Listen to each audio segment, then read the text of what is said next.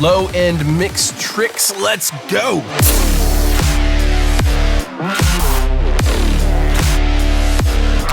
So what I'm gonna attempt to do is discuss this in principles and general overall techniques so that way you can apply it to whatever genre, whatever song, whatever sonic palette you're working with. All of this should work for any single song that you guys are going to ever work on. Some of this is super sexy and some of it is super boring. Who am I kidding? Like, this is all super boring because it's all super nerdy engineer stuff. The first thing that so many people miss or overlook is that fantastic low end actually starts with the arrangement of the song. Now, obviously you have to have great sounding things, like the low end in your instruments and in your tracks. It has to be great sounding, but the arrangement can drastically affect how good the low end comes out in your mix when you're done. Let's say you have a bass guitar and a bass synthesizer both going at the same time. You're gonna need to decide in the arrangement when you're producing the song, which one of these is the higher one and which one is the lower one. Where do these sit in relationship to each other? And do they actually play nice? So if you've got the thickest synthesizer sub bass imaginable, well then your bass guitar probably needs to take over the emphasis from 100 hertz and up, while that super thick synthesizer is from 100 hertz down. You can do this with just manipulating the tone of it. You can do this by playing different octaves. Maybe you want the synthesizer to be above the bass guitar, and so maybe you play that synth bass up an octave so the real thick low end is in the like 1 to 120 range, and then you make sure that the tone of your bass guitar is really, really down low in the like 80, 60, 80, 100 hertz range. Paying attention to the different elements in your productions that have low end and making sure they are arranged in a way where they do not step on each other.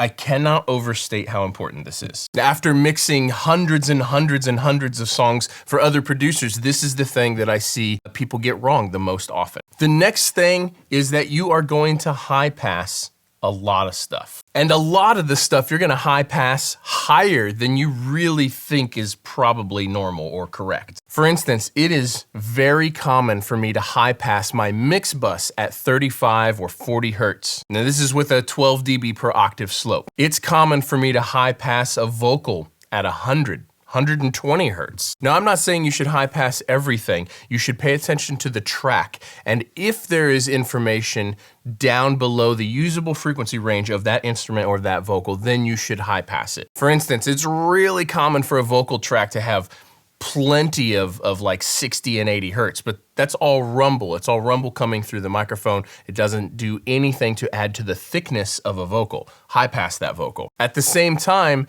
my guitar tracks, my electric guitar tracks, there might not be much below 100 hertz there at all. So maybe I'll high pass it if it's being a problem, but it may not need high passed. Now, when we get into the bass elements, kick drums, 808s, synthesizers, bass guitars, any, toms, anything that lives really down low, this is where I high pass every single one of them. All of them. Because you would think that the lower in the frequency spectrum, the more low end and the thicker everything gets, but there's a point when this becomes way too much.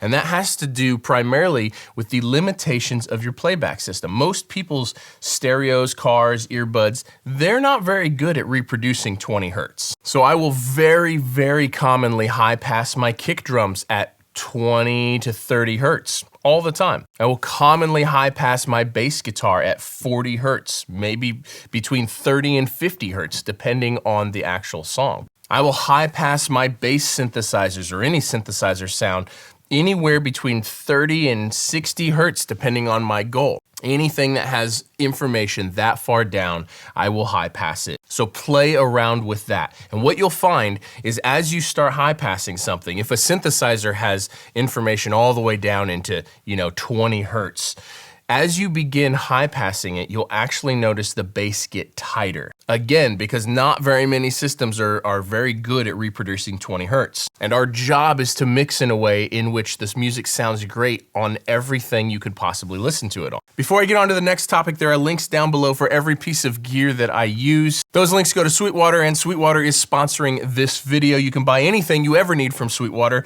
And if you use any of the links from any one of my videos to purchase anything you ever need, not just the things listed down there. It really goes a long ways to help support this channel. Thank you, Sweetwater, for sponsoring this video. The next thing is different EQ points. Now, back in the day when I was first starting, I just wanted the thickest kick drum sound ever. I remember listening to Animosity by Seven Dust. My background is primarily rock from when I came up. And that, at the time, that was just like the thickest kick drum sound I'd ever heard. And so what did I do? I put a bunch of 30 and 40 hertz, boosted a bunch of 30 and 40 hertz in every kick drum forever. And all I was doing was making a sloppy, loose, floppy, rubbery mess of my kick drums. Now there's two parts to this conversation. One is that you want to enhance the character that's already there in the drums. If the strongest part of the low end of a kick drum is at 92 hertz or whatever, boosting a bunch of 60 is probably not gonna gain you that much. You wanna work with the tracks that you're given, not against. And this is why it's so important to get the tracking phase right. It's the same thing for really thick, beefy snare drums. I get comments all the time on my snare drums. How is that snare drum so thick? Well, first of all, it's Lester playing on most of the tracks. Secondly, it's the drum heads, it's how it's tuned, it's the microphones, it's the room, it's all of those things. But then also, after all of those things, it's finding what the lowest fundamental frequency of that snare drum is and working with that. Usually it's somewhere between like 160 and 220 hertz. And we're gonna boost that if we want it thicker.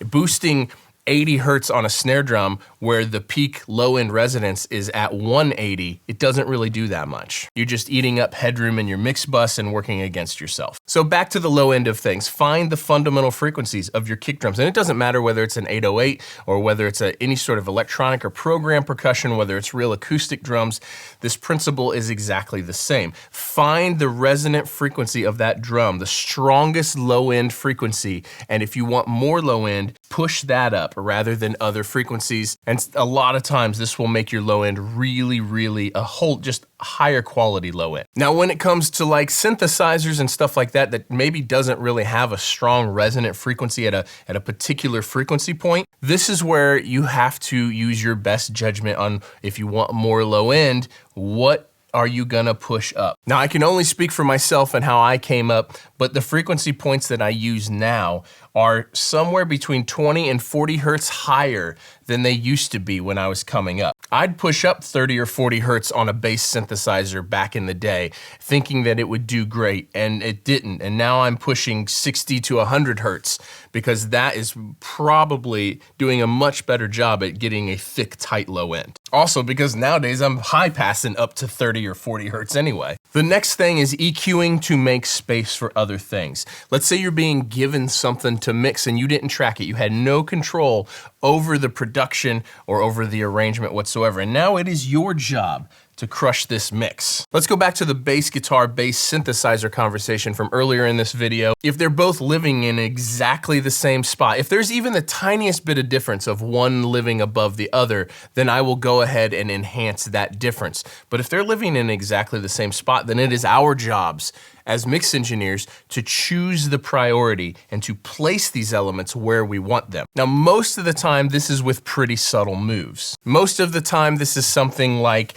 if I want the synthesizer to live above the bass guitar, I'm just pulling out a few dB of 100 hertz or 120 hertz in the bass guitar, and I'm pushing up a few dB of 120 hertz in the synthesizer, while also pulling out some 60 or 80 hertz in the synthesizer and pushing up some 60 or 80 hertz in the bass guitar. I'm trying to fit these things together.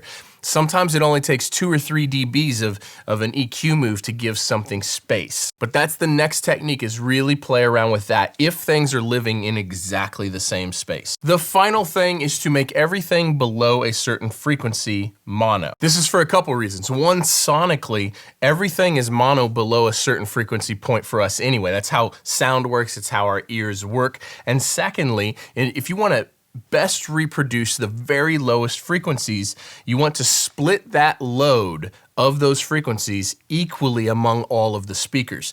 And so if you make everything below, my magic frequency is 150 hertz. Almost all the time I'm making everything below 150 hertz mono. And so what this does is everything below 150 hertz is equally distributed to every speaker in the listening system, making it easier to reproduce. If you've got toms and it's like high tom, middle tom, floor tom. Well, every time they hit that floor tom that has a ton of low end, let's say we want it to sound just absolutely thunderous, when we hit that floor tom and it's panned all the way over here, now we're asking just these speakers over here to reproduce all that low end. So if we make that low end mono, we're splitting that low end among all of the speakers in the system. The panning still remains the same because when you hit that floor tom over here and everything above, in my case, about 150 hertz, is still in the stereo spectrum, it still feels like those toms are going dung, gung, gung, gung. It still feels completely panned, but the low end is much more solid and sounds much better. Now, I've been using the Brainworks EQ for this, but I'll link that down below. Experiment with these things. I really hope that this stuff helps you. Thank you guys for watching. I'll see you in the next one. Peace.